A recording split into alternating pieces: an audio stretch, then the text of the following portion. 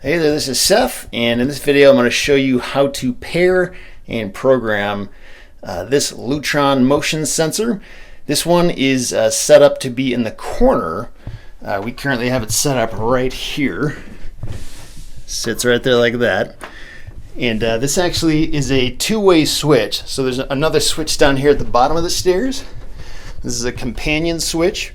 So this doesn't have any kind of a radio signal that goes to and from it. It's just meant to turn on and off this main one up here, right there. And you'll notice it's got this little squiggly line right there in the lower right corner. That's because this is a special switch that can communicate with one of these things.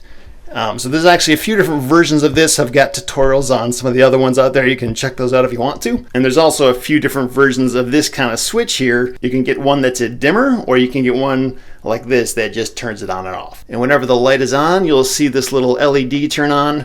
When it's off, that'll be off. So really the first step here is to start by pushing this thing down and holding it for 6 seconds. So I want to do that.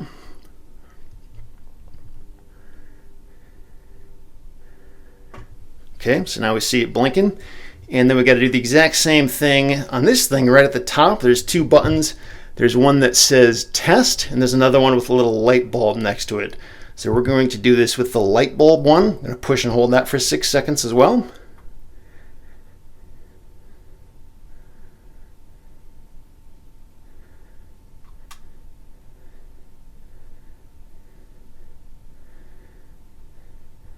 All right, so there we go. So now these two are connected, and we can test this by hitting the little light bulb button, and this should be able to turn the lights on and off. Just like that.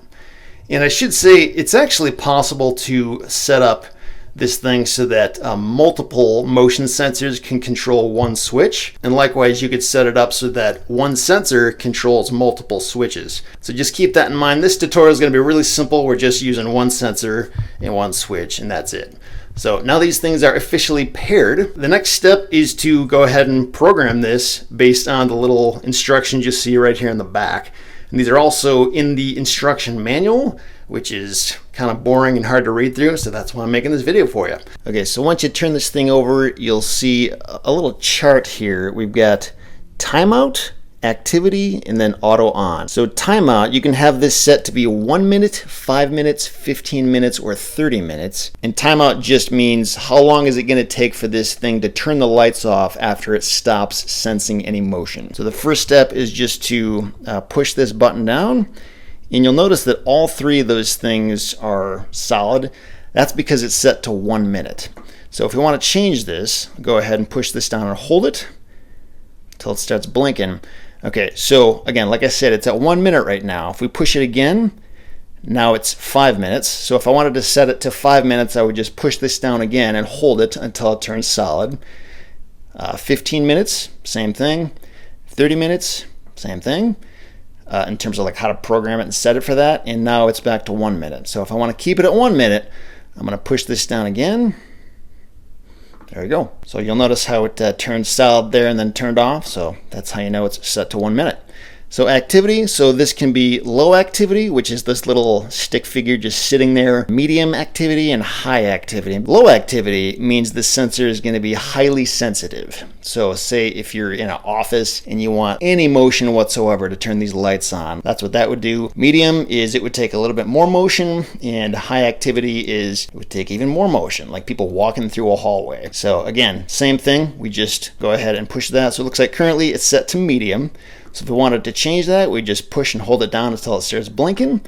And then again, you can just switch it to whatever you want. And then once it's where you want it to be, just push and hold it again until it turns solid and turns off. There you go. And then auto on, so this basically just means, do you want it to turn on anytime it senses motion, or do you want it to only turn on if somebody hits the light switch itself? And I've currently got it set so that it will always turn on anytime it senses motion, so it's enabled.